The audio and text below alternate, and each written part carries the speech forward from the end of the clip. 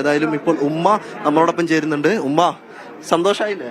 അൽഹംദുലില്ലാ സന്തോഷം തന്നെ മക്കളെ. നിങ്ങളൊക്കെ ശ്രമം കൊണ്ട് എന്റെ കുട്ടിക്ക് പറഞ്ഞ തുക അവിടെ എത്തിക്കാൻ കഴിഞ്ഞ് എന്റെ കുട്ടീൻ്റെ അടുത്തേക്ക് എത്തിക്കാണ്ട് ഉമ്മാന്ന് വിളിക്കാനും അത് വിധി തരട്ടെ. എല്ലാവർക്കും ഞാൻ അൽഹംദുലില്ലാ എല്ലാവരോടും ശുക്ർ ചെയ്യും. എല്ലാവർക്കും അസ്സലാമു അലൈക്കും.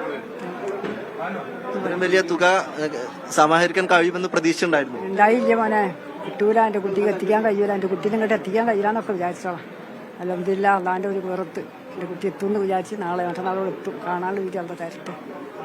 അപ്പോൾ നമ്മളെ നാട്ടിലുള്ള ആളുടെ സഹകരണം കൊണ്ടല്ലേ സ്ഥാനത്തുകാർ എത്തിയത്. എൻ്റെ കുട്ടീനെ കാണാനും ആര്യതിന് അതാണ് ശ്രദ്ധിക്കുക. എല്ലാവർക്കും അത് നന്ദി. സന്തോഷം തന്നെ, സന്തോഷത്തോടുകൂടി സന്തോഷം. വേറൊന്നും പറയാൻ അള്ളാഹിനോട് നന്ദി പറയാം, ആളോട് നന്ദി പറയാം. ഇതിന് പകരമൊന്നും എൻ്റെ അടുത്ത് കൊടുക്കാതെ അള്ളാഹു കൊടുക്കട്ടെ ഇയാളുടെക്കൊക്കെ. ഇത്തരം അസ്സലാമു അലൈക്കും.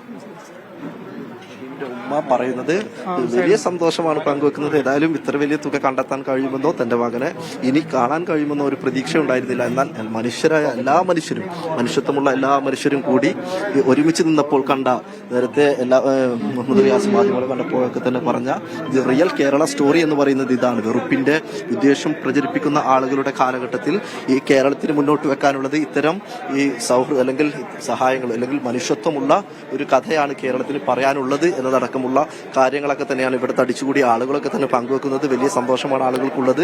എത്രയും പെട്ടെന്ന് ഇതുമായി ബന്ധപ്പെട്ട് തുക കളക്ഷൻ കഴിഞ്ഞതിന് ശേഷം മറ്റു മാർഗങ്ങളിലേക്ക്, അതായത് അവിടേക്ക് ട്രാൻസാക്ഷൻ അടക്കമുള്ള കാര്യങ്ങളിലേക്ക് കടക്കും. ഫണ്ട് മിനിസ്ട്രി ഓഫ് അഫയേഴ്സ് വഴിയായിരിക്കും വിദേശത്തേക്ക് ഫണ്ട് കൈമാറുക. ഇതടക്കമുള്ള കാര്യങ്ങൾക്കൊക്കെ തന്നെ ഇവിടെ KMCC അടക്കമുള്ള സംഘടനകളുടെ നേതൃത്വത്തിൽ വലിയ ശ്രമങ്ങൾ നേരത്തെ തന്നെ അബ്ദുറഹീം ശിക്ഷ വിധിക്കപ്പെട്ടതിനു ശേഷം തന്നെ അത് തുടക്കം മുതൽ തന്നെ ഇതുമായി ബന്ധപ്പെട്ട സഹായ സഹകരണങ്ങളൊക്കെ തന്നെ സൗദി പ്രവാസികളൊക്കെ തന്നെ നൽകി വന്നുകൊണ്ടിരുന്നതാണ്. വധശിക്ഷ അതിനുശേഷമാണ് വധശിക്ഷ ഒഴിവാക്കാനും ഇപ്പോൾ ഈ അബ്ദുറഹീമിനെ മോചിപ്പിക്കുന്നതിലേക്ക് ഇത്രയും വലിയ തുക കണ്ടെത്തുന്നതിലേക്കും നയിച്ചത്. ഏതായാലും വലിയ സന്തോഷം ആളുകളൊക്കെ തന്നെ പങ്കുവെക്കുന്നുണ്ട്. 18 വർഷമായി അബ്ദുറഹീം ജയിലിൽ കഴിയുകയാണ്.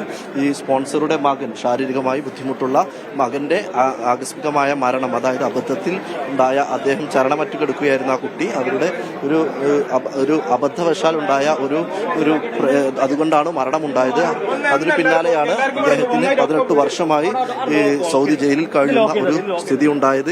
ഏതായാലും ഇതുമായി ബന്ധപ്പെട്ടുള്ള ഫണ്ട് കളക്ഷനൊക്കെ തന്നെ, അതായത് 34 കോടി രൂപയിലേക്ക് എത്തിയെന്ന് പറയാവുന്ന തരത്തിലേക്ക് ഒരു തുക കണ്ടെത്താൻ കഴിഞ്ഞിട്ടുണ്ട്. ആപ്പ് വഴി 30 കോടി രൂപയാണ് കണ്ടെത്തിയത്.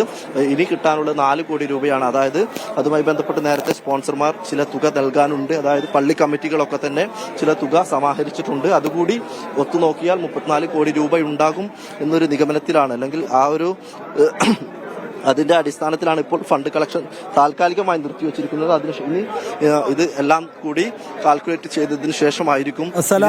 വീട്ടിന് മുന്നിൽ കഴിഞ്ഞ കുറെ ദിവസങ്ങളായി വലിയ ആൾക്കൂട്ടമുണ്ട്. നമുക്കത് കാണാവുന്നതേ ഉള്ളൂ. ആളുകളുടെ മനസ്സും നമുക്ക് വായിക്കാവുന്നതേ ഉള്ളൂ. അത്രമേൽ ആളുകളൊക്കെ വലിയ സംഭാവനകളുമായി വന്ന ആളുകളാണ്. ഒപ്പം അവരുടെ ഇനിയിപ്പോൾ സംഭാവന ഇല്ലെങ്കിൽ തന്നെയും മാനസികമായ ഒരു ഐക്യദാർഢ്യമെങ്കിലും എന്നുള്ള നിലക്കാണ് വരുന്നതൊക്കെ.